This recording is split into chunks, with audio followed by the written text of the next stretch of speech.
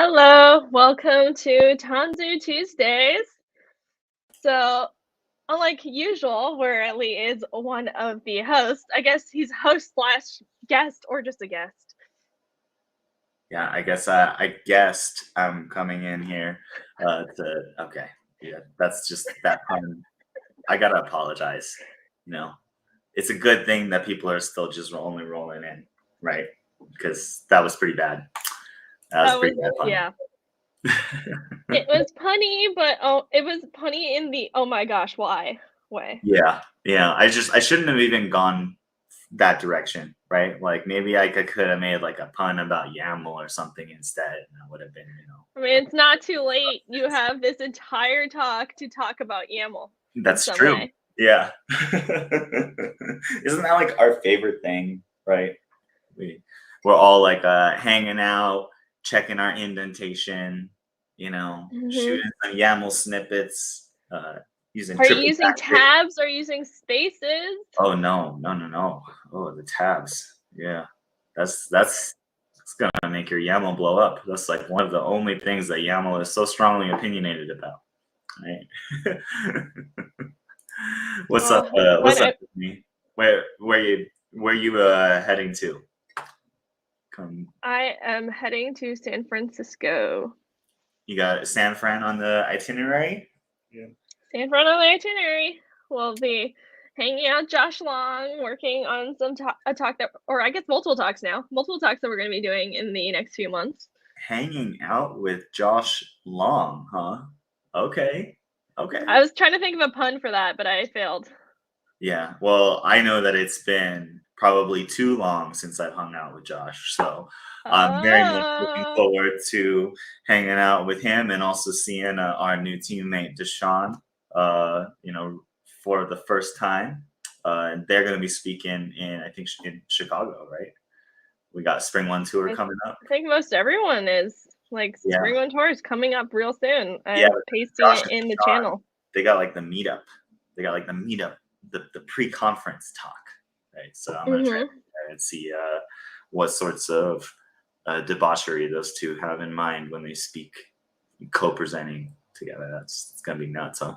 And, I'm pretty stoked. Like we're gonna be rolling into VMware Tanzu dropping in the Spring One Tour link here. Go check it out. Yeah, we have a pretty cool website for that. You can see the Chicago abstracts. And probably like some cool pictures and thematic things and stuff. So we're traveling around the globe. I'm stoked. We're getting into in-person like conference stuff, of course, like COVID protocol, like compliant.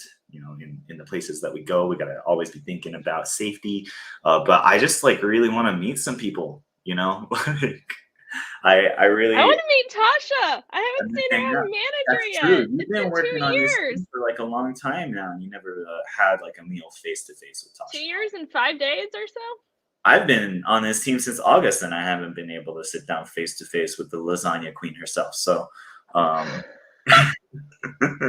what's up to everyone in the chat coming in? Yeah, we got people making fun of my lack of humor, and Alexander Smirnov saying hello to Tanzu Tuesdays. Yep. What's up? Welcome back. Yeah, pop in the chat where you're coming from. Come and say hello. We'd love to interact with you throughout the whole session. Today we're going to be talking about some pretty cool tool usage and maybe comparing some things and like trying to get the feel for stuff. But yeah, I'm excited, Tiffany. It's going to be really sick. We get to hang out. When was the last time we hung out in person, right? That was KubeCon. At KubeCon in October, right? Mm-hmm. I mean, pretty much I think I've only ever hung out with you at either a KubeCon or a DockerCon, right? So yes. Yeah, and you and I had to go and get some more bubble tea or something, like connect with our culture. I had an oolong milk tea last night. That sounds good. Yeah, I'm stoked for KubeCon. If you're into karaoke and you're going to be at KubeCon EU Valencia, we're going to be trying to put something together. Also, if anyone is going to be speaking at or attending or is a guest at Rejects, I just got my CFP acceptance Woo! for rejects, and they just released a schedule, I think. So I'll be speaking on that Sunday before KubeCon. Come check it out. We're all the people who couldn't get into the actual KubeCon conference, so we made our own conference. I mean, it's what, like 12% acceptance rate? That's worse than some of these Ivy Leagues. Yeah, it's gone a little bit down from, I think the previous KubeCon NA was a 15% CFP acceptance rate. So a lot of people trying to share some really cool ideas, and at least now we have like all these like virtual avenues to share information too. So maybe that's a good segue to talk about what we're gonna be There's a question for you first, though. Oh, okay. There's a question of, are you still contributing to the Flux ecosystem? Oh yeah, Sadiq C, thanks so much for this awesome question. The answer is pretty much yes, but with just kind of reduced priority, right? Because I'm like working on a couple of other things now. But in some of my demos today, it's actually going to be a Flux control repo. So I can show you some Flux stuff, and I'm going to talk a little bit about Flux today with regard to Helm. And also, yeah, thanks, a big fan of Flux and SOPs together. My control repo today is also using Flux and SOPs. It's from my previous like Pinniped demos, but we're going to be focusing on a different angle, which is kind of the ergonomics of YTT and stuff. So yeah, stoked about it. And thanks so much. Yeah, I guess that really gets into what we're talking about today, which is about it's time YTT and vendor, and how you can use the Carvel toolset to really focus on the subset of configuring Kubernetes, right? Like, so should I get into it, Tiffany? Yeah. Cool. Yeah. It's time. It's that time. Yeah, go check out Carvel Dev. I'll pull up the screen in a little bit here, but first I just want to get real with y'all and talk a little bit about what the heck we're doing anyway, right? As like these YAML engineers. Oh, I gotta like myself. Here we go. I mean, Tiffany could give this talk too for sure. So she's a keynote speaker now. So, and Ramen MC. What the heck are we doing, right? When we're using Kubernetes, we got this declarative computer. Now we're like trying to collaborate with people, right? What's the difference between Kubernetes and your laptop? Well, you open up your laptop, right? You log in, you got your username, you go and you have your config files, you set up your settings the way you like it in dark mode and whatever. You're doing some web browsing, you got your computing needs, right? You want to go and create some documents and like that stuff. That's just personal computing. But when you get to distributed computers and servers, right? Even if it's just like one Linux server, now we're typically sharing it with people. Right? And we got to go and configure that thing. And some people want to use the Linux server for this purpose. Some people want to use Linux server for this purpose, right? I want to deploy my web app, and we got to deploy the database. Now, the database team got to be maintaining the schema, and the app team's got to go in and update the application deployment, right? And that's just one server. All right, so we got multiple teams sharing a server. They're trying to do multiple different things. And each of those things have configuration, right? So now multiple incentives, multiple apps, right? Or pieces of infrastructure, multiple configs. We're just on one Linux server. We haven't even talking about containers and Kubernetes yet. So then you talk about Kubernetes, right? Say we got lots of servers now. We want to abstract all those servers into a single distributed computer that lots of different app teams can use. We got RBAC. We're deploying all different kinds of applications. Right. We are even using namespaces to split up our staging environment from our production environment. Oh, actually, no, the security team doesn't like namespace isolation. Maybe we should actually use multiple Kubernetes clusters, right? So I'll have like a stage Kubernetes cluster for my team. And then like another team is going to have like their own Kubernetes cluster so I don't mess up their stuff. And like we're going to have all these Kubernetes clusters so that everyone can work efficiently together, and it's going to be sick, right? We got our distributed computers. I got like hundreds of nodes. My AWS bill is terrible. It's amazing. But now I got this thing that I got to get really good at, right? Because I have so many teams, so many applications. Each one of those apps has multiple environments. And now I got to configure all those apps, the infrastructure part that declares it into Kubernetes. I got to have the container build files. I got to like put the YAML file that's an inline string into the secret that then gets mounted into the pod so that my application can read its API key. Right. And then I have like 4 different versions of that because my app deploys in dev, test, UAT, stage, production, all that stuff. Right. And each got their own API key. So I got like 4 inline YAML files that got to like go into 4 different environments for just that one app, multiplied by many apps. This is just like configuration nightmare. Right. I'm going to have like 1,000 YAML files. I'm not even joking.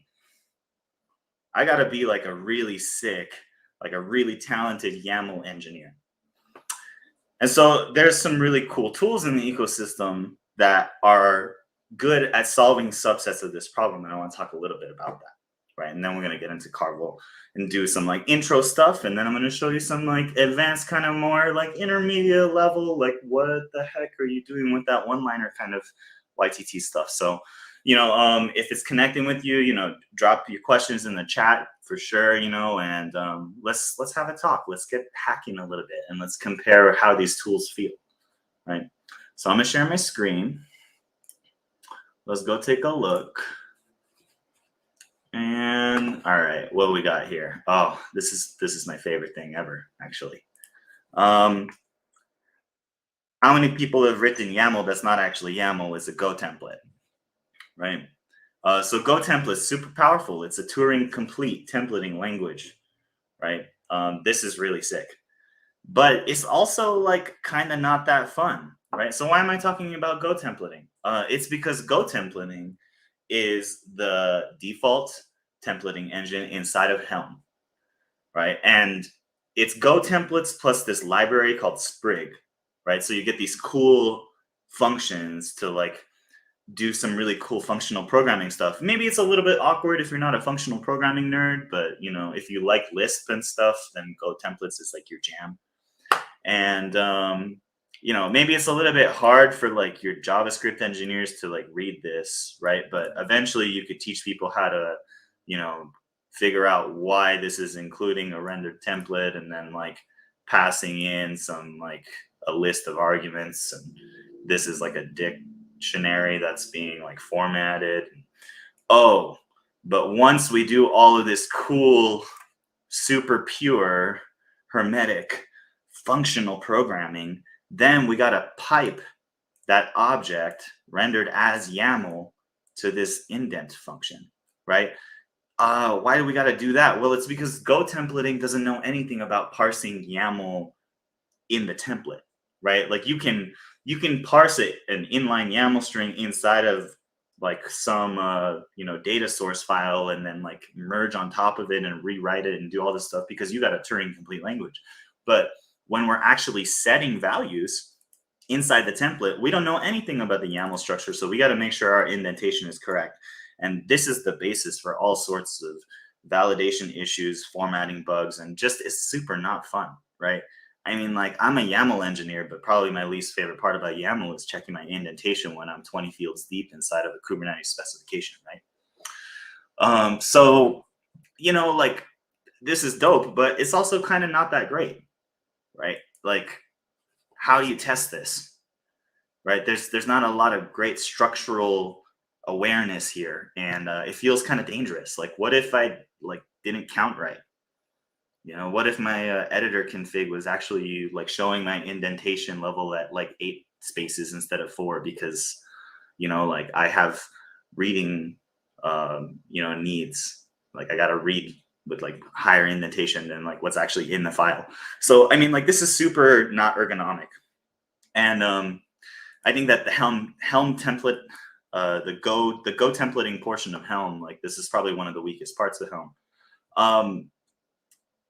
But it's very powerful. Now, what's happening here, though, right, is if I look inside of this, again, this like functional programming that's happening here, there's a dictionary that's passing values. So Helm has this really powerful idea of values. And this is something that is really important because it allows me to do something really complicated, like dude, this contour chart here from the Bitnami repo, it's got this certgen job. It has the contour bits. It's got configuration for contour. It has an envoy daemon set. It's got CRDs that then can be like optionally deployed if you like set certain things. And then it's got like documentation.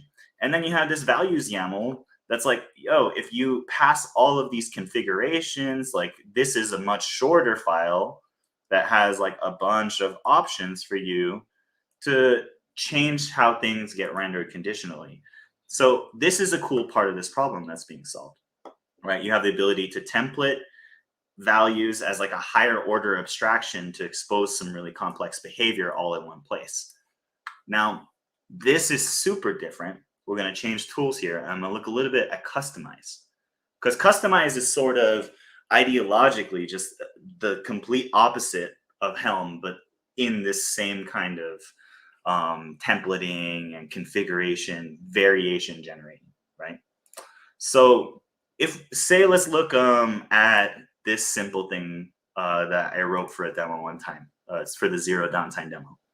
So I have this Kubernetes directory that just has a bunch of plain YAML files in it. Oh, okay, this is nice, right? Like, man, I'm maybe not as powerful as Go templates, right, when I'm using Kustomize. But at least I can just supply my declarative configs and I don't have to worry. As long as the YAML's valid, it's good, right? So what is Kustomize giving me here then? How do I customize things? How do I like variate stuff?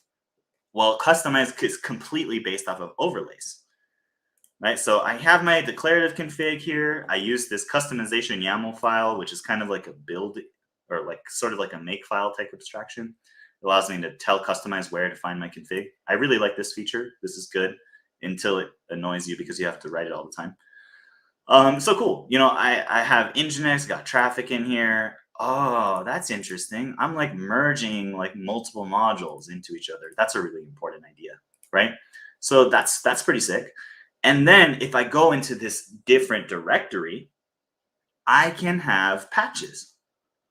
Oh, okay. So I don't have to supply a whole deployment object here. I can just like tell Kustomize, which is a very Kubernetes specific tool, to go and find this deployment. And as long as I call this thing a strategic merge patch, then it's going to go and put this, you know, readiness probe and liveness probe magically onto this Nginx container without me having to tell it to do anything. It just knows because of the strategic merge patch to go and do that. Okay, well, I mean, that's like kind of magic, but I mean, usually I'm going to try and like merge on top of some existing container. So I'll just like put the container name in there, right? Cool. So hopefully you kind of seeing how different this is, right? This is very different than Helm.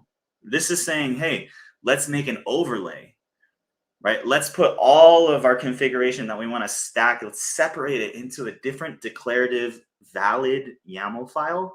And then let's structure our project so that we can stack these overlays on top of each other. Okay, well, that's cool.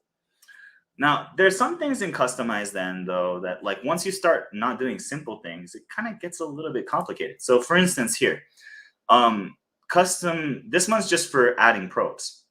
But then I have a different part of the demo where I want probes, and then there's another patch, right? I want to add probes and the pre-stop hook. Well, Kustomize doesn't have a great way for me to say, hey, I want to take this directory and then apply both of these patches onto it.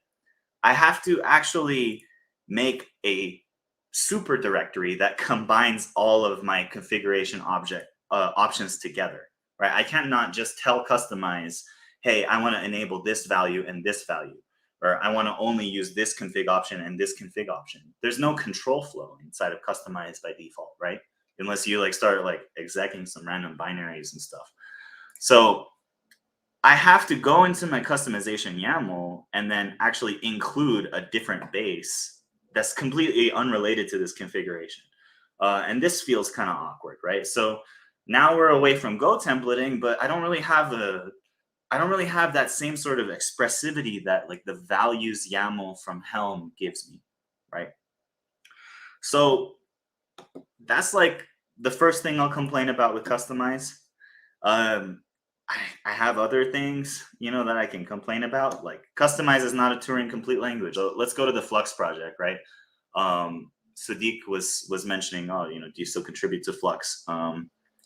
Here's like something that I wrote for the Flux project. It's in the integrations manifest folder.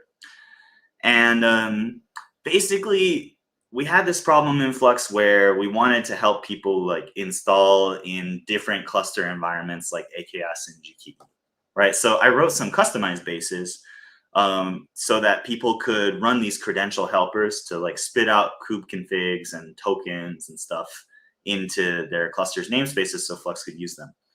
And with this approach, yeah, what's up, Tiffany? Asking which version of Kustomize, the normal one or the kubectl one? Oh, that's a very fun and cheeky question, Scott. And I see you. And this is definitely one of my biggest annoyances about Kustomize.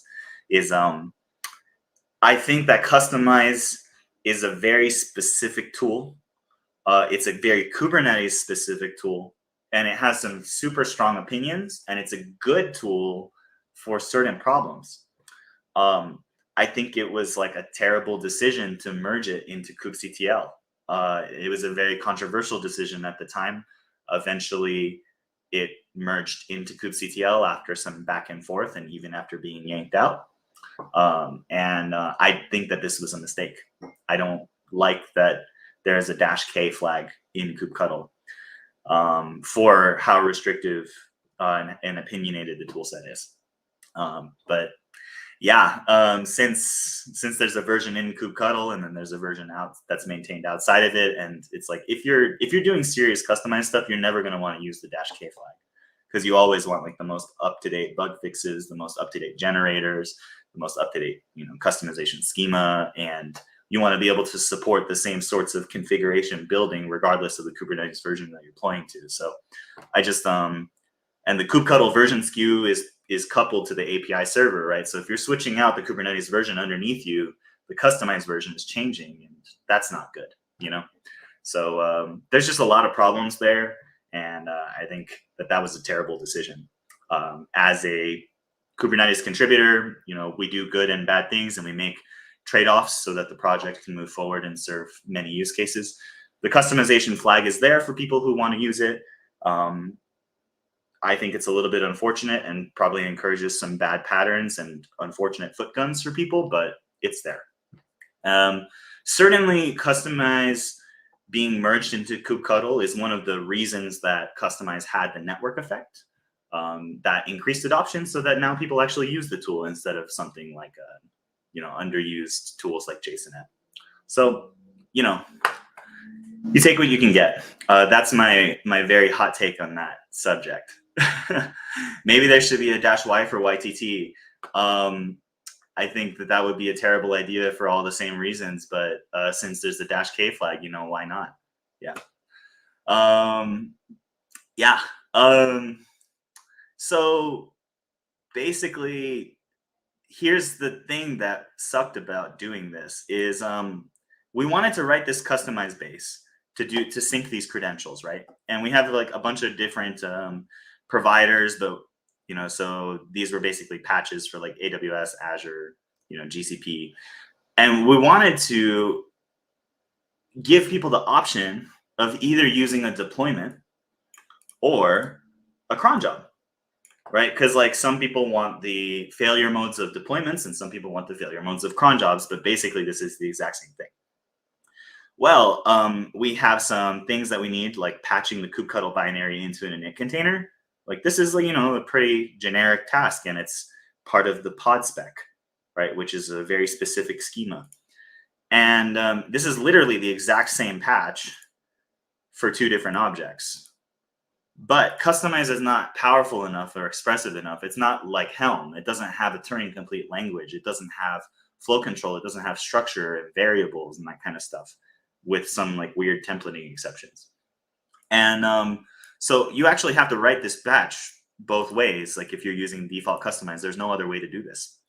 And if this was something like Helm or YTT or Q or Starlark or JK config, some tool set that allows me to mix and slice and dice YAML in a Turing complete way, I could create a variable for this init container patch, and then just create 2 patch files that use that variable. But instead, I have to copy all these lines of YAML. So, like, the problem that Kustomize solves, because of how restrictive it is and how targeted its use case is of overlays and like fully declarative, non-flow control, that's like really simplifies the mental model, but it prevents you from doing some creative things to stay organized. Now I'm copying and pasting. And if I want to add, this security context, you'll actually see that it's missing, right? So I need to go and make a PR to add this. I just put that in there so that I can show you guys how it's supposed to look. You can see the indentation was different and I had to add it, right? So like this has gotten out of date because these patches are supposed to be exactly the same thing, but they're not, right? And I kind of got lucky with this example because I didn't really know that this maintenance problem was here until I pulled it up for just to show you this. So that's a shortcoming with Kustomize, right? Is you're not able to do those sorts of flexible things. And the same thing here is if you look at this sync YAML, what's happening here? Well, we have a deployment and it's got like a couple of things you can tweak, like this sync period variable, right?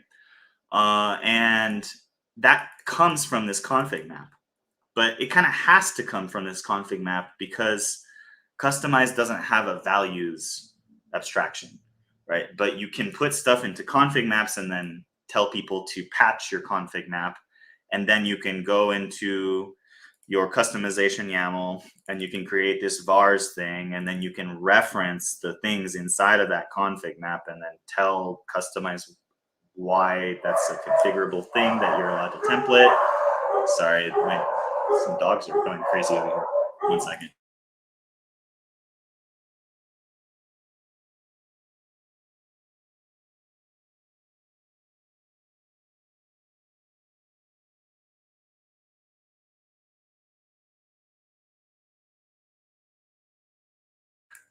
Sorry, real life.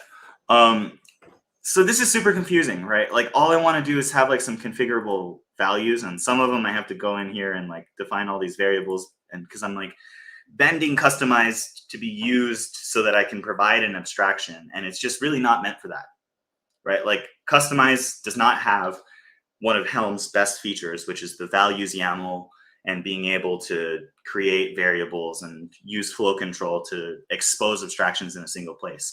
I gotta like make patch files and then repeat myself a lot and copy and paste things, and it keeps it fully declarative. The mental model is super nice, but remember, we got 1,000 YAML files that we got to reel in, right? I got multiple Kubernetes clusters. I got lots of environments. I need a little bit more power than this. And so this is why, after having so much experience with Helm, there's some things I don't like about it. And having so much experience with Kustomize, there's things that I personally really feel underserved by with Kustomize. I don't like it. I'm gonna use it though because it's everywhere, right? Anytime I need a quick patch, I'm probably gonna use Kustomize. But let's get into a happy place, right? So what's nice about Kustomize? I got declarative valid YAML, and I can just work on it. Like I'm a YAML engineer, right? So I get to stay in the file format that I like. Well, YTT is all your YAML shaping in one tool. And what's really important about this as well is that Kustomize is a Kubernetes tool, right? It only actually operates on Kubernetes that have a group version kind name and namespace. It only knows how to patch Kubernetes objects because it only knows how to do strategic merge patches. Kustomize is very Kubernetes specific. Same thing kind of like Helm. No one's going to stop you from writing a Helm chart that produces GitHub actions. But is anyone ever doing that? Helm is not really meant for that. And it's got a bunch of extra stuff that's really Kubernetes specific, right? So YTT, it doesn't actually care that much about Kubernetes, right? It just cares about YAML. And I have YAML problems, right?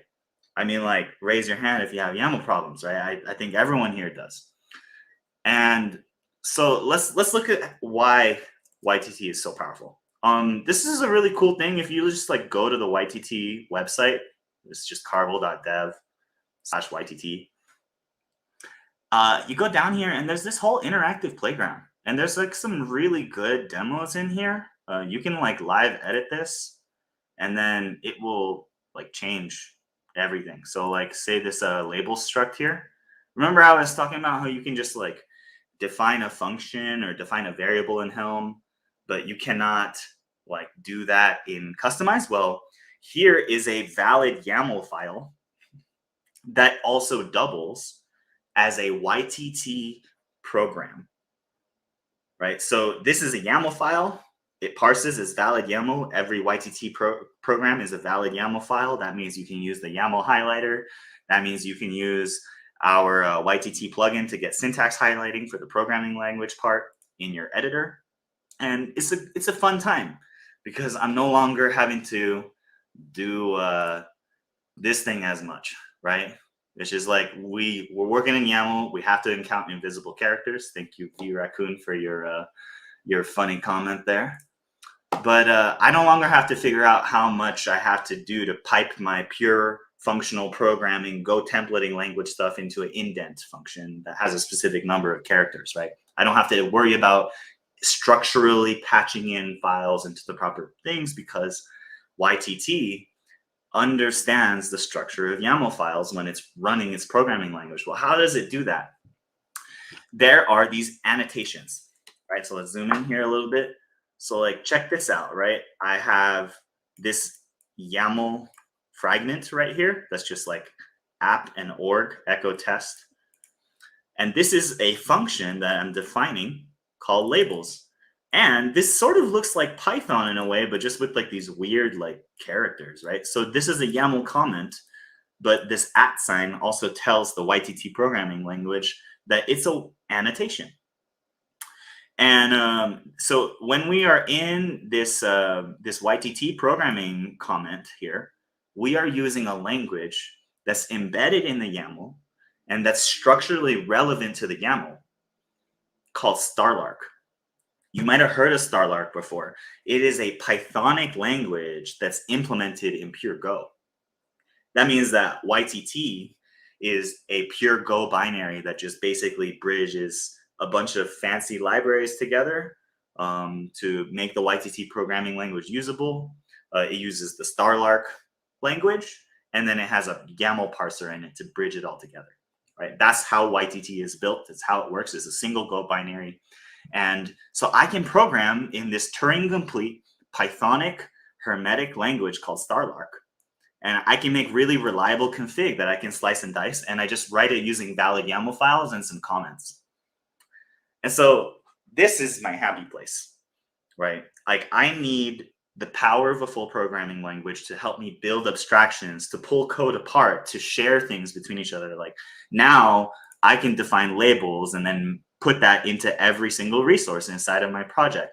I can define init containers. I don't even have to worry about Kubernetes specific problems either. Like I can also write my GitHub Actions files like this. I could write all YAML configs. I could do my Docker Compose YAML. I could write the YAML configs that instruct kbuild or kpack. I can do I could write a YAML config that like writes into vendor, right? Everything is YAML these days. I could do Cloudflare configurations. I could set up my DNS provider. I can pipe YAML files into Terraform stuff. Like this isn't a Kubernetes tool. It doesn't have any opinion about how I'm going to use these YAML files. And I have all of the power to wrangle all of my configuration together. This is why I think it's so powerful. So hopefully that's making sense. Now, Scott over here, you might know him as a little bit of a YTT fanatic, and he's making sure that you know it as well. So much love to Scott Rosenberg. And go check out his repositories on GitHub because he has some really cool examples. So here we're defining a function for labels, right? And then in our pod definition, under labels, we just have this YTT annotation.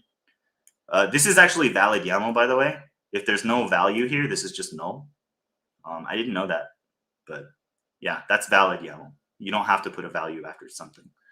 But when YTT parses this, it will actually go and call this function, and then it will take this structure value and then put it in there. There's no indenting things. It knows exactly about the structure. And if you go and look at the pod in the demo YAML output here, right there's our labels. Pretty sick, huh?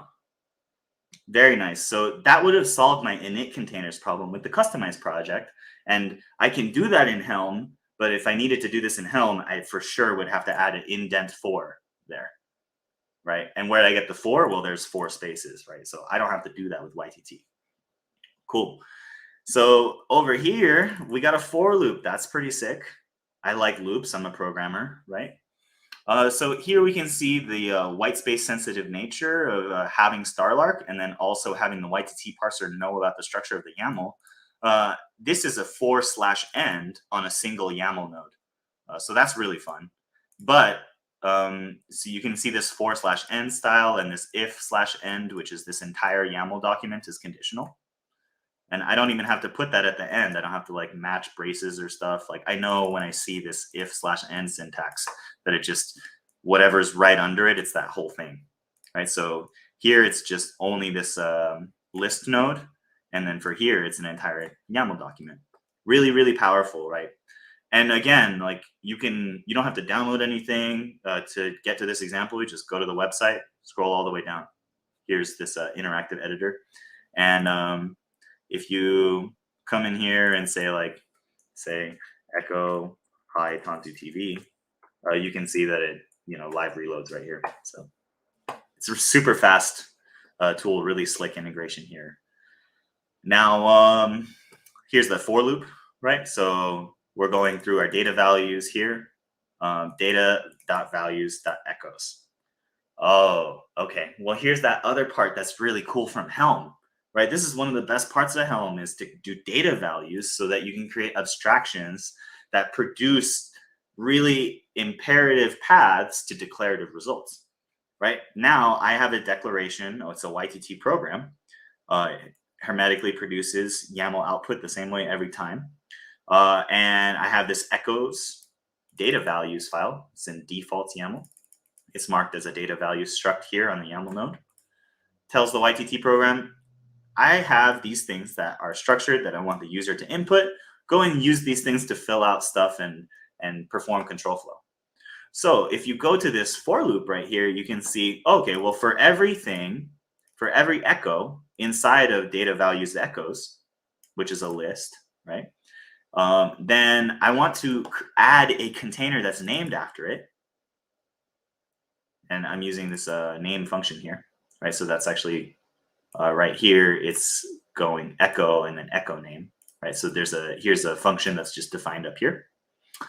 And then in the arguments, I want to add some stuff, right? So like here's a port. I'm going to convert that number to a string so that I can do string concatenation. Super nice. You're getting like some strongly typed features here, even though this is Pythonic. And then we have text. So we're going to echo some text and then like the listen port. So if you look at how stuff outputs at the end, we have 2 containers, right? And there's no way you're going to do this with Kustomize, right? Like you would, if you wanted to set the names of these containers in Kustomize, you would have to use a strategic merge patch, right? And you would have to use that strategic merge patch and match against this pods group version kind and the metadata name and potentially namespace as well, right? So that's the way that Kustomize would have you solve it. Similarly, in Helm, you are only going to be able to write it this way. But if I want to split out these pieces, I actually could split this out into an overlay and have some of the best benefits of Kustomize. So there's some really nice features here. Again, why would you want to do this sort of data values things? Like, why wouldn't I just write these containers? And isn't this simpler? I don't need a programming language to have 2 containers. Well, each one of these containers has a configured port, right? This one's listening on 8080 and this one's 8081. This is just, some simple config. But I have a Kubernetes service. It's a separate object that has port configurations as well. And those port configurations are supposed to be tied to the name of the containers. And the name of the containers is supposed to be a particular format. So if you look at these objects, right, I have this echo first and this port number, and then I scroll down to line 30 and 31, and there's literally the same values there. There's no way that you can use a declarative tool like Kustomize to supply this once and then put these things like in both places in a sensible way. And there's also no way to like really easily enforce this prefix without like getting into some really interesting name generator configs with Kustomize. So this is just not something that Kustomize would have you do. And if you wanted to do Kustomize, you'd have to write these patches like this. You would have to repeat yourself. But here, I can just supply my data values and actually create that abstraction. So this is a great example of how YTT is bringing the power of Helm into a YAML native format. Now, if we look at the one other use case here, which is that the nice part about Kustomize is that if I look at a project, I can have all of my base configurations, right? So here's my Nginx deployment. Here's my traffic config that I copied from somewhere on the internet and modified, right? And then I set up my project, and now I can use that base, right? I have that base defined here, and then I can have my patch. Really cool. So now here's a way to put a readiness probe and a liveness probe on the Nginx deployment. Super easy.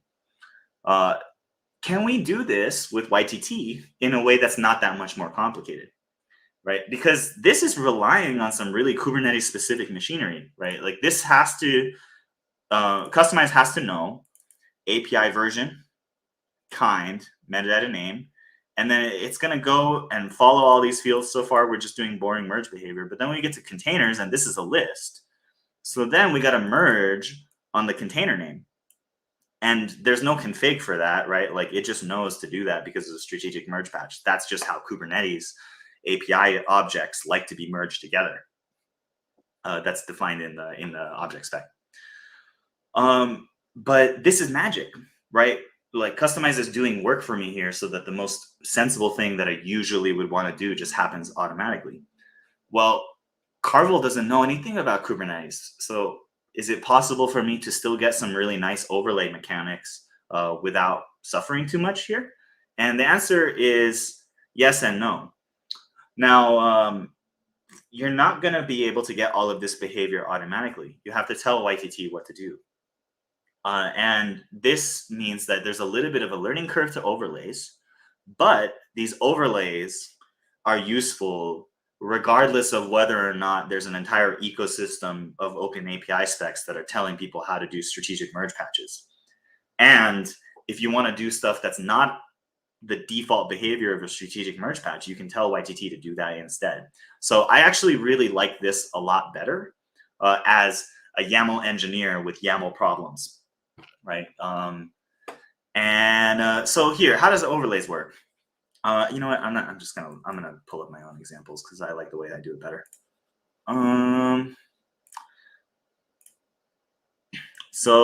Here I have like a super complicated project. That's because I am a YAML engineer with complicated YAML problems. And this Carvel directory that I have is helping me wrangle some of these problems together.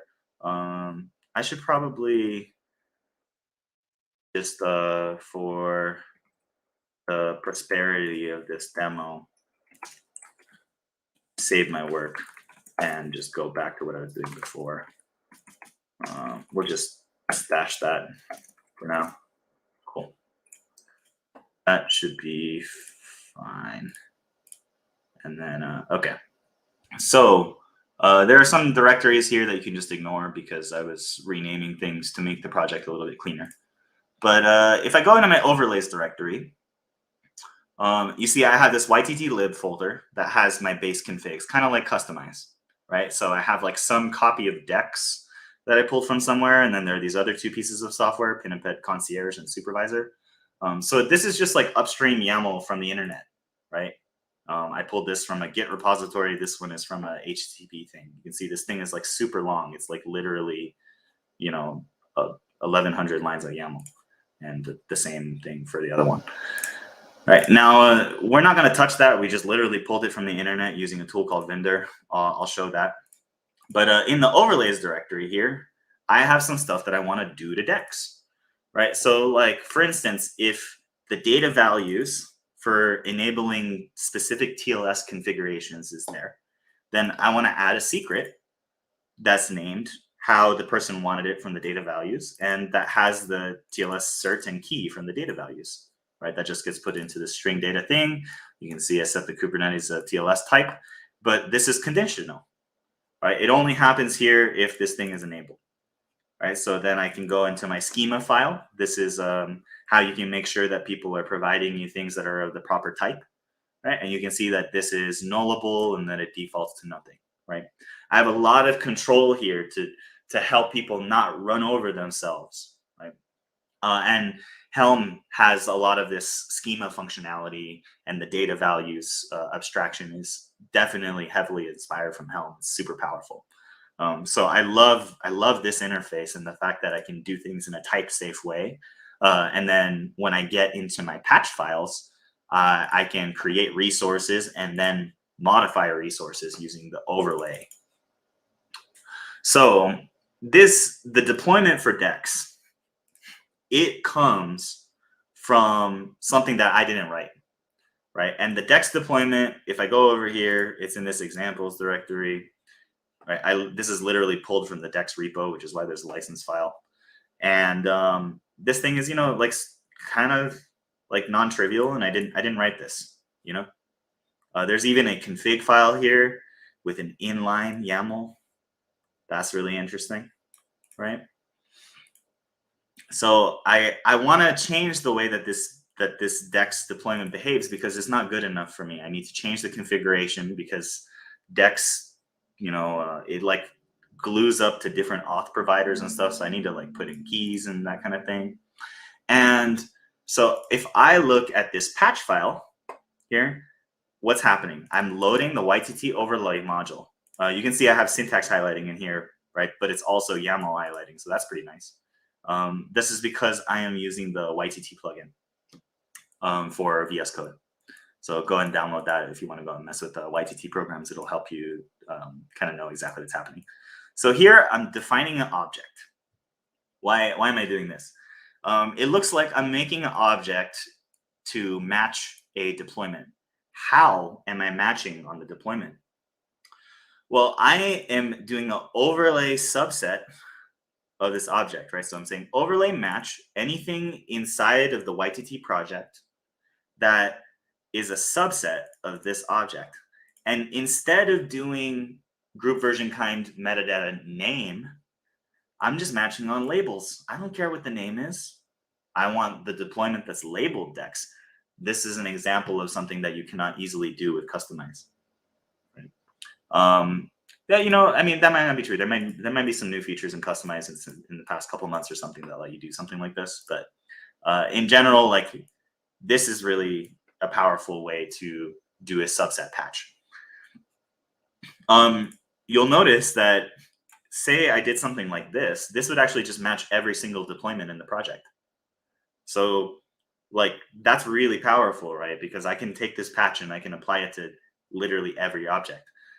If I didn't even care, I could try to apply this to like every single thing in apps v1 or every single object in general, right? So that's there's some really strong programming facilities here. And you have this overlay subset on the object, and then now I'm doing a patch. Okay, well, this isn't looking totally like plain YAML, right? I got down here, like I'm patching replicas, and it just is doing a default merge on this node. It's doing a default merge on this node, default merge on this node. So that kind of feels like Kustomize, right? Like now that I'm in my patch, saying like in this overlay, and then I'm patching these things, I don't have to do anything special, but now I get to containers, right? So this is kind of the thing that we're looking at with Kustomize, which is doing the strategic merge patch. Well, I can overlay match with a specific strategy. So it's not implicit what's happening because you know how Kubernetes API machinery and strategic merge patches work. right? I can say, hey, the default match behavior, it's append, but I want to override that match behavior to be by name. And so this is going to match the key that is name. And there are a bunch of options to the matching functions. You can match by name. You can match by overlay subset, overlay all. You can, call any starlark function to get the matching conditions. You can even put a lambda function in here to do like special merges of values with the left and right side of the merge. So like there's a lot of power here in the matching things. One other technology that I've used that has some similar ideas here that's very powerful is actually Puppet's Hyra. If you were ever a Puppet admin, a puppeteer, or you use other configuration tools like Chef, these YAML problems, they're not new to Kubernetes. They've been around for as long as people have been using YAML to configure stuff, which is about twice as long as Kubernetes has been around. So Hyra also had these sort of like merge semantics, but they weren't done with comments. They were done with special fields that were not part of the YAML output. So this is nice because this, again, all of this whole thing is a valid YAML file, right? Like you can literally, in fact, let's just test that assumption here, right? So if I go and I copy this relative path, then I should be able to like YQ the, can I copy the relative path?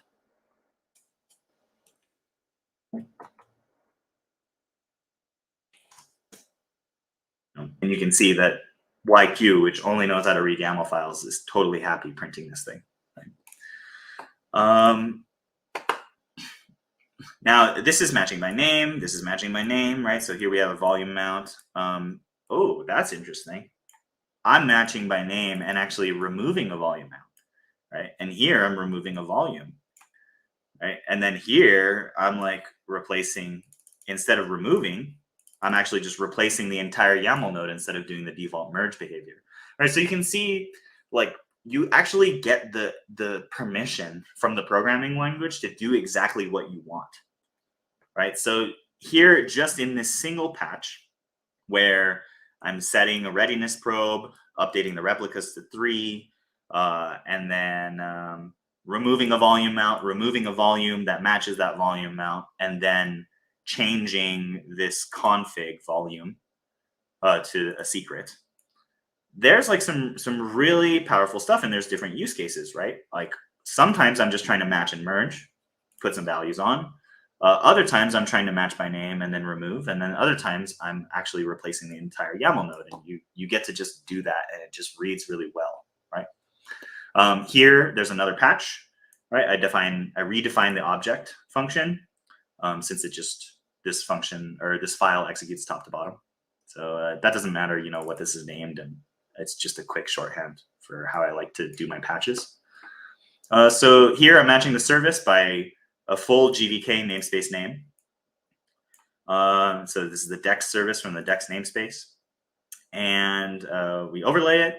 And then we say, hey, I don't want this to be like a load balancer. I want it to be a cluster IP, just with the merge functionality. And then match by name on the Dex port.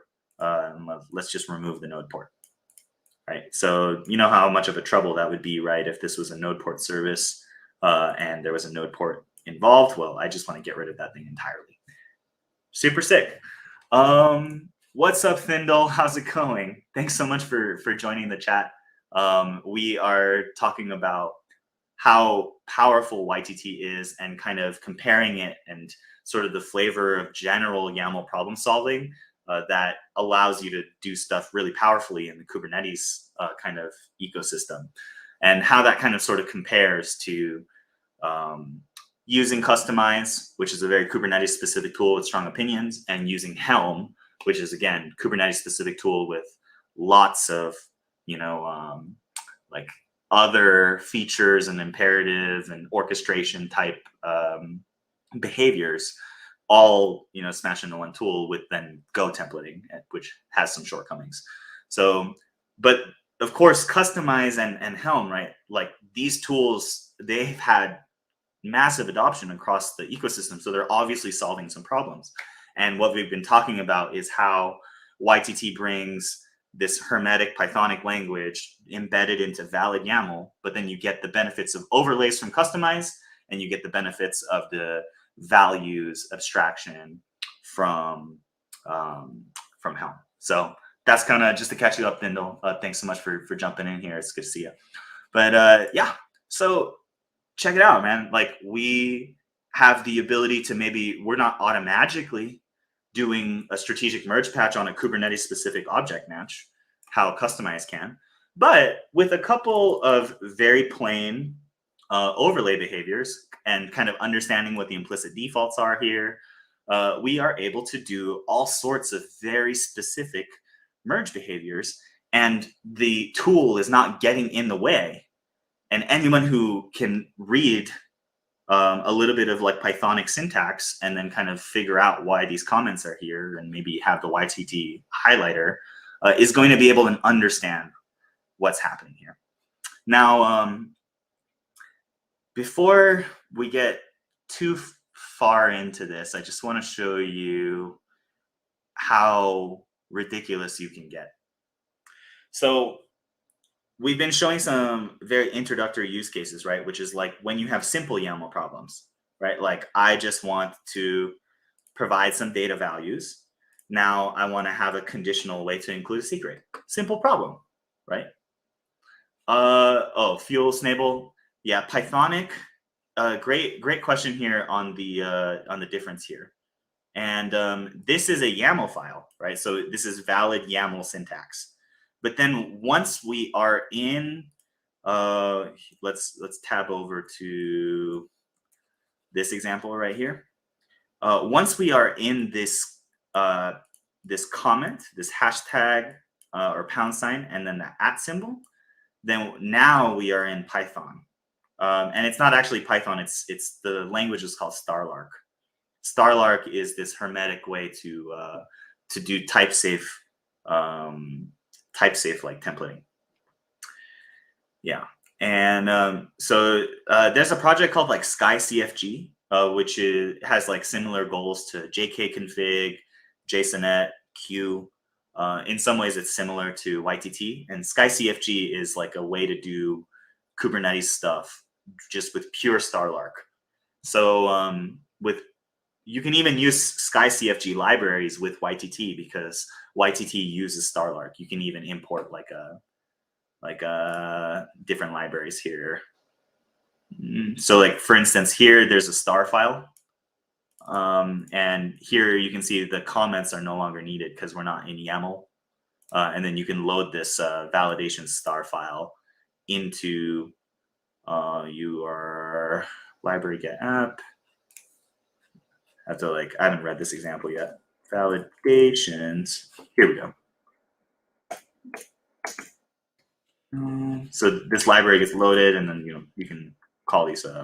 Oh, I see. This is not a function. This is literally just running code when the YTT module gets loaded. So yeah, like this is doing some type checks on the schema. So you can even see like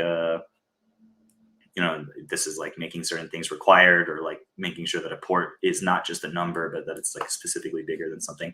So this is Pythonic. That's what I'm getting at there, Fuel Snable. But thanks for the clarification question there. And yeah, so how powerful can you get, right? Here in the patch dex config, since I have the ability to have overlays, I can store overlays, like multiple overlays in the same file. And I can also split up my overlays into multiple files, right? So this one is just patching the DEX infrastructure to change the type of the secret and stuff, and like patch my service so that it's not a node port, fix the probes and stuff for my use case. But then here I actually have particular needs. So I have these GitHub fields in my schema that I've defined. And these GitHub fields are actually what's going to configure DEX in my project. My project's super complicated. I want to put all of my config in the same place so that I can bridge it all together in a sensible way. Because some of these values are used in multiple pieces of the infrastructure, like the pinniped host needs to be known by both dex and pinniped, and similarly, dex has to be known the other way around, right? These are common problems that DevOps engineers and platform engineers and build engineers, people who are deploying and configuring apps and productionalizing code on Kubernetes, like we need to glue stuff together. And oftentimes we want to like define like our ingress domain and then put it in like literally 10 different places. All right, so this values schema and the ability to abstract that value into a single place in the repository and to be able to provide that as a contract to other people who can, you know, template this thing out into multiple environments, that solves like our 1,000 YAML file problem, right? Because now we can condense config into some smaller decision makings and actually represent what the intent of people to configure the application is. So here, now that I have somebody passing me my GitHub config, I can define this updates function. And this updates function is going to update the dex configuration. Now, okay, cool. We have the dex configuration. I went to the dex website. This is not a Kubernetes YAML file. This is a dex YAML file, right? This file right here that I'm templating together, it is read by an application that I did not write. It is not related to Kubernetes at all. And if I wanted to run dex somewhere else, I would still need this file. Now I set my values, right? So here, you know, I'm just adding my HTTPS protocol, you know, to the dex host and stuff. I can make that configurable if I wanted by doing something like this. You know, setting the port numbers and stuff. Again, I could expose a value, but again, as well, people can just patch this later on if they want using YTT. I don't have to expose a value for everything like you do in Helm. Now, you know, like just disabling some bad options. And then here is my GitHub stuff. Cool. That's my dex config. You don't need to know anything more except for that you have to read the dex documentation to write this. I actually copied this mostly from, if you look in here, there's this inline YAML file. I copied this, right? And then read the docs. So now we have our updates for our dex configuration.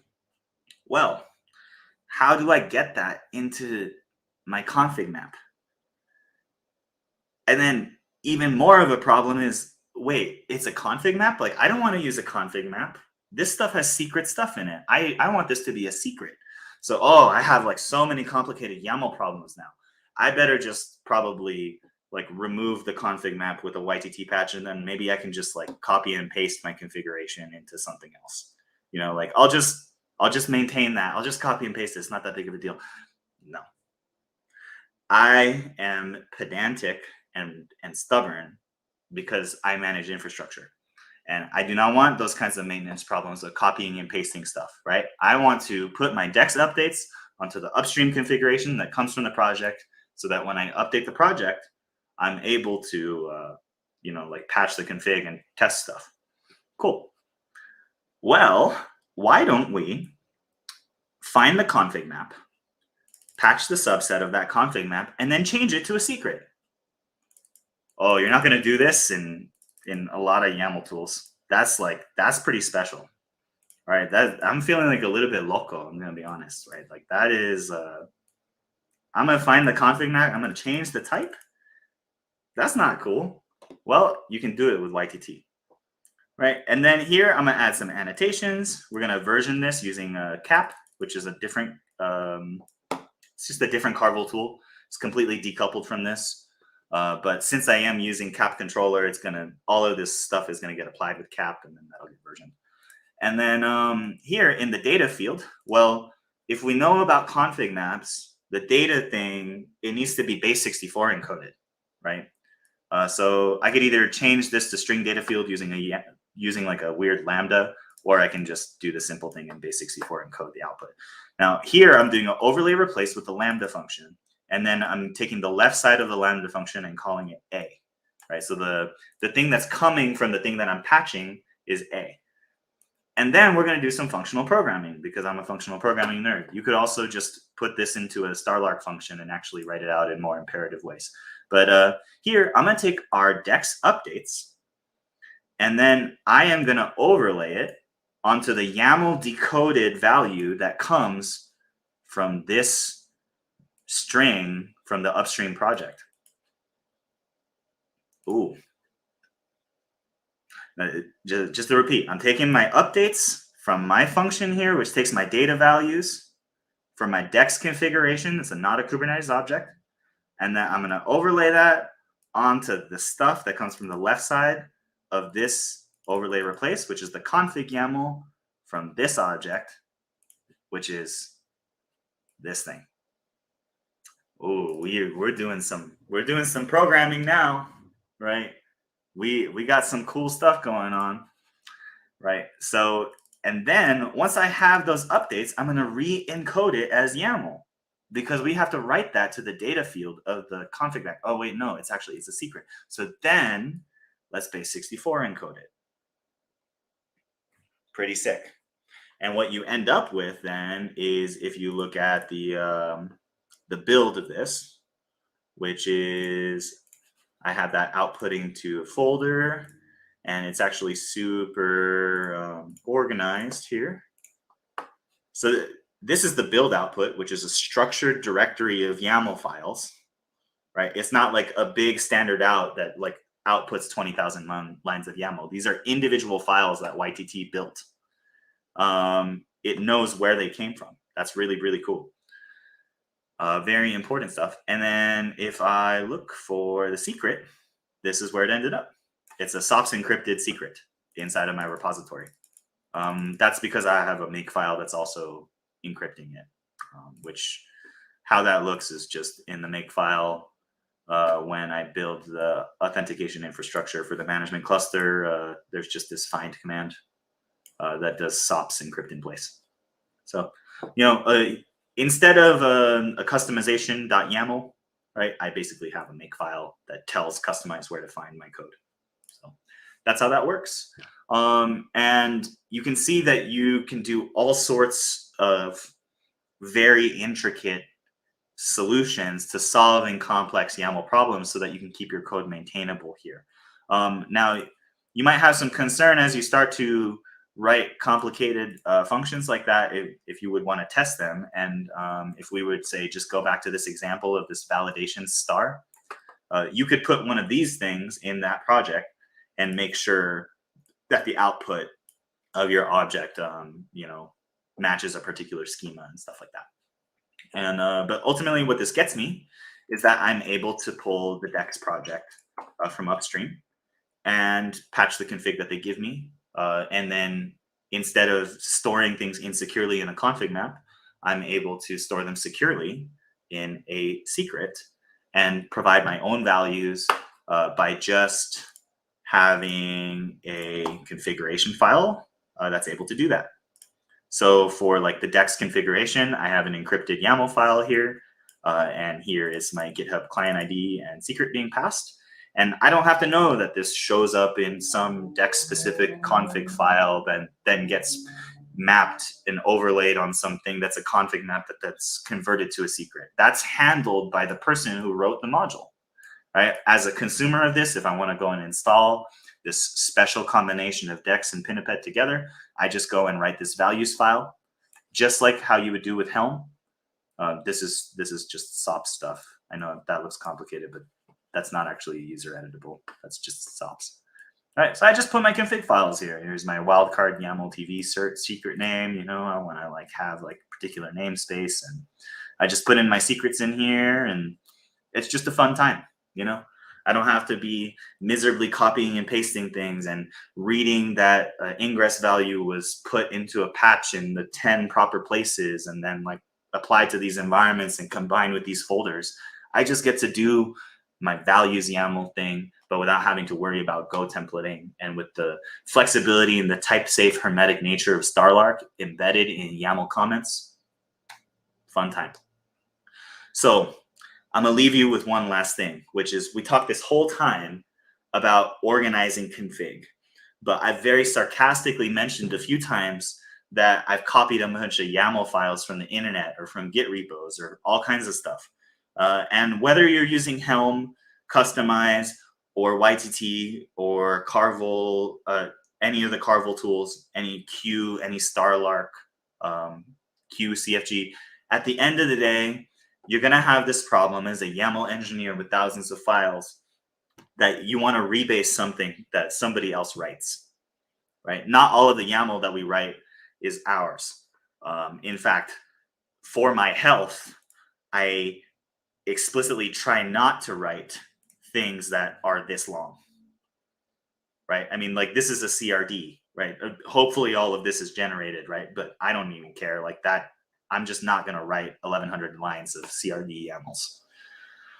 And so I got this from somewhere. Where did I get it from? And how did I do that in a maintainable way? Well, if I'm just copying and pasting this, then I better leave some comments at the top of this file about where it came from, right? And I better like make sure that the commit message like has this thing as its own separate thing, and so that people can get back. And then 2 years from now, when this thing hasn't been updated in production for forever and it's going to break because someone's trying to update Kubernetes and the API is deprecated, someone's going to go and need to update this, and they're going to have to go and find out how to pull the newest version of the Pinniped supervisor. Well, fear not, because there is a completely separate tool from YTT that solves a different kind of problem. It solves this problem. It's called vendor. If I write a vendor configuration, I can tell the vendor tool to put a bunch of stuff from a bunch of different protocols from a bunch of different places in a versioned directory in my repository. I don't have to use git submodules or git subtree. I don't have to be writing some make file that calls curl and then uses a variable to like make sure that the version is exposed to the make update Pinniped supervisor command. I don't have to write all of these imperative things to do that. I can just write a declarative config and I run vendor sync, and then it produces all of these folders. So what's happening here? For that Pinniped supervisor, that super long YAML file with those CRDs that I didn't author, I just got the version bit from the pinniped.dev repository, or from the pinniped.dev website. They just have the YAML file hosted on their site. Same thing for the concierge, right? So I got these two components, and I just want to put them into these folder paths. Cool. So then if I go to YTT lib and then I look at these folder paths, there are my YAML files. It just does a vendor sync. And since those are HTTP resources, there's no way to know how they're versioned. So you just look at the lock file and it just says, hey, I got those things from HTTP. But there's a lock file. Oh, well, this other thing is dex, right? And it looks like I got that from Git. That's cool. Well, if I look at the config for the dex path, we can see that we're going to Git. Then we go to the Git repository on the master ref. And then we just only include the paths, examples, Kubernetes, dex.yaml. None of the dex source code, none of the file, none of the readmes, none of that. Right? I only want this single file from this repository, which that's pretty important, because if I was using Git submodules, I couldn't do something like that very easily. Right? I would need to probably know a lot more about Git to figure out how to only get a single file from some other repository. And you can see that this repo is kind of huge. I mean, like, there's all sorts of files, and there's different components in here, and there's like, it's a Go project that has like multiple pieces, but I just want this thing. I literally just want only this thing. I don't even care about the shell scripts or all that other stuff. I don't need all of these other patches that are recommending me how to install on Azure, because I'm not on Azure, right? Like, I only need that one file. This is the, oh, sorry. I was not sharing the screen properly there. Here, let me, here's the Dex repo. Lots of stuff in here. Readmes, images. I don't need to be checking images into my repo, right? But I just only want to fork, not all of this stuff, not this gRPC client, none of this LDAP stuff. I just need the Kubernetes Dex YAML, just that single file. Just please copy this into my repo and give me a way to update it. And so that is how to do that with vendor. And so when you get the whole picture here, right? Now it's like, if this changes in the future, I can rerun vendor sync. I can delete the lock file, right? So that it's not pinned to a particular tag anymore. And then, and it also gives you the commit message here, by the way. That's really nice. So when you update this, right, you run vendor sync, you go and pull request it, someone's able to review, they're like, oh, wow, this is super sensible. And that's a great way to get a resource from somewhere on the internet. It doesn't have to be a YAML file. It could be a binary. It could be, some INI config or a TOML file. It could be, some source code. So if you want to pull in source code from a Go project that has maybe is hiding their source code, like inside of internal, you could use vendor to pull the internal directories from a Go project and then import them into your own Go project. If you need to, say, commit crimes of dependency management like that, right? Again, vendor is not a Kubernetes tool. It's not even a YAML specific tool, but I can use it to get the YAML to solve my YAML engineer problems, right? And so if I put vendor together, I produce my YTT lib directory, I have my overlays, and then I go to my config, and then you can see how complex my project is here, but this particular component, I just configure it with this YAML file, encrypt it with SOPs. I have my make file to go and build. Boom, I'm able to encrypt my output. I get a structured output that has all of my stuff actually organized in individual files. Here's the dex YAML, right? Here's the configuration that has like my federation domain. Here's the ingress, right? Like this is build output. This is not like standard out. This is the output files flag from YTT. That's the big picture. This is how you solve your YAML problems. And trust me, I know you got them. And they're not even Kubernetes problems necessarily, but it's really good at solving Kubernetes problems because Kubernetes gives me lots of YAML problems. So vendor allows you to go and fork stuff from the internet, update it, vendor it into your repository. You got YTT, you can do your overlays, you can do your data values, you have structured it in valid YAML. It's a good time. Go and try out these tools. Head over to the Carvel website, come down to this interactive playground, go and check out the examples, learn a little bit about the control flow and stuff, start to get used to it. Pull up the VS Code plugin, go to extensions, type YTT in here, install this VS Code YTT plugin. You'll also probably want the Red Hat YAML plugin. This thing is pretty useful as well. If you have those two things, you got some really nice syntax highlighting. Stop copying and pasting stuff, to fork it. And it's a bad time. And you have a lot more options to you to stay organized with your team. If I could convince you to go and install 2 binaries after this talk today, it's going to be brew install vendor and brew install YTT from the Carvel cask. Right, so you just go add the Carvel cask and get those tools and keep them updated, or use the Docker container or something like that. And yeah, let's have a good time solving YAML problems together. Because if we're going to be doing cool stuff on Kubernetes with lots of teams, lots of apps, environments, people with different incentives, and we're going to be doing this for the next few decades, which that's actually the reality. Just look at Linux. Kubernetes is happening. That's the inertia. It's every Fortune 500. It's every nonprofit, that's at scale, like doing things. They got Kubernetes clusters, and this stuff is going to be around for a long time. We are going to have configuration sprawl for decades, multiple owners. It's going to be inherited, and so we got to stay organized. This is the problem of the century from a Kubernetes perspective, in my opinion, is stay organized so we don't lose our intellectual property as practitioners and rebuild things for no reason. So check it out. That's how to have a good time, vendor and YTT. Yeah. Woohoo! That was awesome.